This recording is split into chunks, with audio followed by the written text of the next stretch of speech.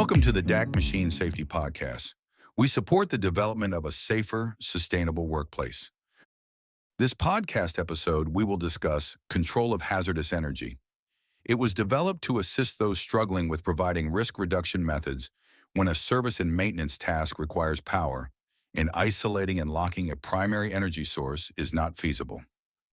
Sometimes you may feel like someone turned on a fire hose, and you only wanted a sip of water. We'd apologize, but we didn't create the complexity of law, regulation, and the necessary steps to develop an alternative method as defined by approved American national standards. We've designed this series in bite-sized chunks to keep things simple while intentionally repeating key concepts. It will take soak time to absorb the new thinking. What is the OSHA regulation for controlling hazardous energy?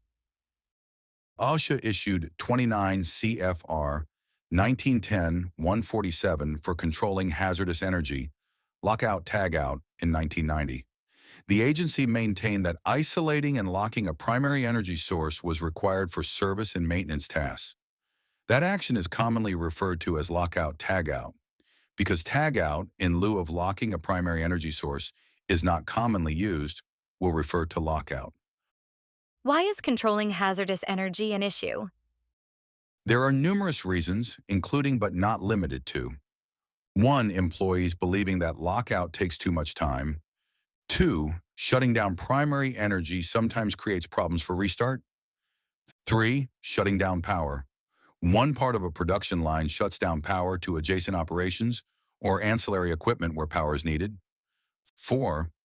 Employees not recognizing hazards associated with unexpected or unintended energization when performing service and maintenance.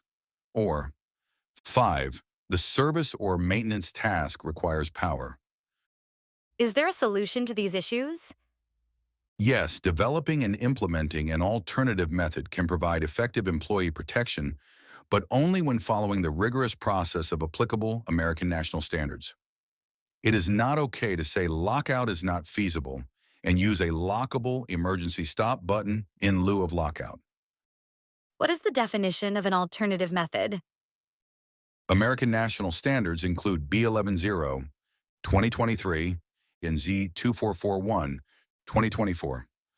Define alternative method as a means of controlling hazardous energy other than energy isolation to reduce risk to an acceptable level. How do I develop and implement a proper alternative method? Control reliable safety systems typically include engineering control devices, such as safety sensors, safety controllers, and safety contactors or valves.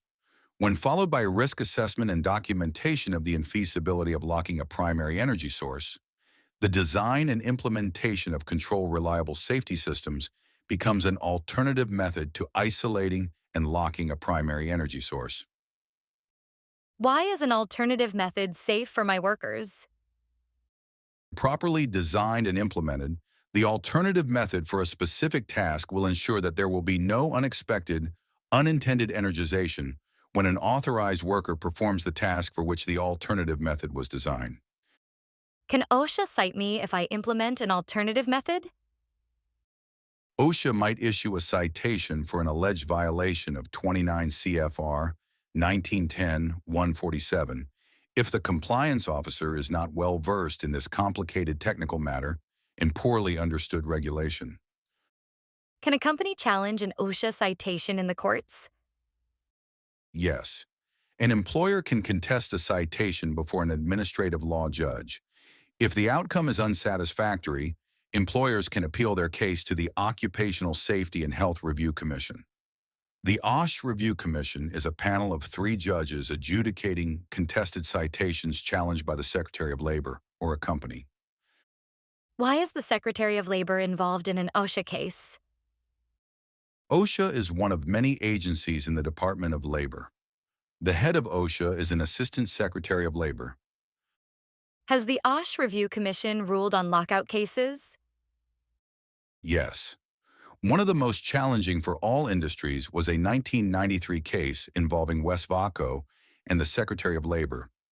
The OSHA Review Commission ruled that setting up a machine was not part of normal production, hence the activity was service and maintenance, requiring lockout-tagout. Is it possible to set up a machine without using control functions on the control panel, or HMI? Not usually. Most changeover tasks for a new production run require different tooling and using control functions like an inch, jog, setup mode, etc. to set up that tooling. If setup involves changing production tooling, would the minor servicing exemption to 29 CFR 1910 147 allow me to use that exemption to lock a primary energy source? No. The OSHA Review Commission has ruled in other cases that the minor servicing exemption does not apply to setup and changeover. You might have a safe procedure for the task, but it will not pass the OSHA compliance test. If we need control circuit power, but OSHA says it is not legal for a task like setup, what recourse do we have? The good news is that there is a relatively simple answer. Both the OSHA Field Operations Manual and the OSHA Review Commission have ruled that OSHA must prove that hazard control is feasible. How can I prove that lockout is infeasible? Both OSHA and American National Standard B11 2023 Safety of Machinery provide guidance for assessing feasibility. We have a separate module immediately following this podcast that you are listening to that provides more information on this important topic. How can I convince my management and legal staff that this documentation will help get us into compliance with OSHA? The OSHA Field Operations Manual states, and I quote, "In general, review commission and court precedent have established that the following elements are necessary to prove a violation of the General Duty Clause. First, the employer failed to keep the workplace free of a hazard to which employees of that employer were exposed. Second, the hazard was recognized. Third, the hazard was causing or was likely to cause death or serious physical harm. And fourth, there was a feasible and useful method to correct the hazard. The last of the four criteria is a feasible and useful method." Is that all we have to do for an alternative method when I can't isolate the primary energy source?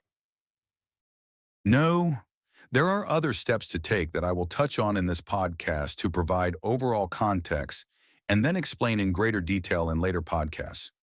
You must have documentation of infeasibility to proceed. What's the next step? An alternative method to lockout is one form of risk reduction using the hazard control hierarchy.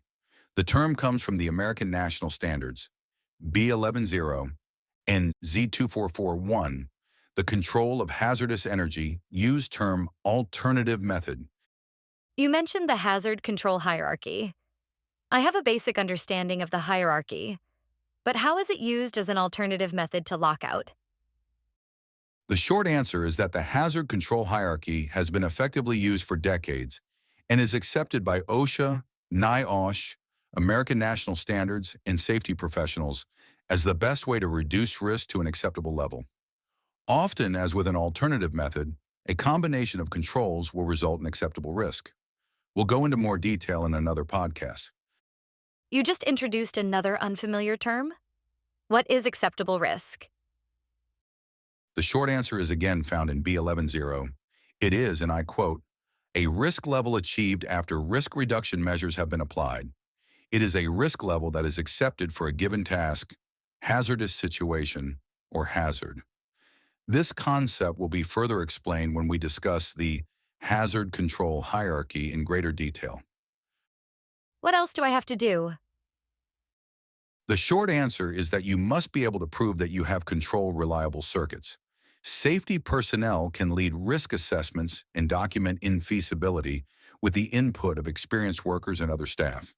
Determining control reliability must be done by personnel with the competency to design and evaluate control circuits after documenting the infeasibility of locking the primary energy source. Are there other steps? Yes. Next, assess the residual risk after implementing the alternative method, determine if additional hazards were introduced, validate the risk reduction, and document your findings. Don't get overwhelmed at this point. The methods are simple, documentation is informal, and teamwork using consensus makes the process effective and efficient. The process is not time-consuming. Why would I spend my precious time on this issue? OSHA has shown signs of stepping up enforcement action in many industries, including but not limited to manufacturing, food processing, and the elevator industries. In many cases, OSHA's demand for a lockout of the primary energy source would put the company and/or industry out of business because lockout is infeasible and impossible in many circumstances. Besides OSHA compliance, is there any other reason why I would spend time on this? Great question, and the answer is yes. Blind insistence on lockout tagout when it is not feasible is like asking your mechanic to tune up or troubleshoot your car without the engine running. It can't be done and is likely to have the workers ignore the policy. In such a case, that worker now has no protection other than luck and trying not to be injured. Alternative methods are proven to reduce the risk of severe and fatal injuries. The methods follow American national standards and are tied to lean thinking to keep things simple and done from the worker's perspective. Thanks for tuning into this episode by DAK Machine Safety. Today we discussed control of hazardous energy. In the following podcast, we'll discuss the feasibility of the risk reduction measures. You can support us by clicking like and subscribing. Take care, everyone, and until next time.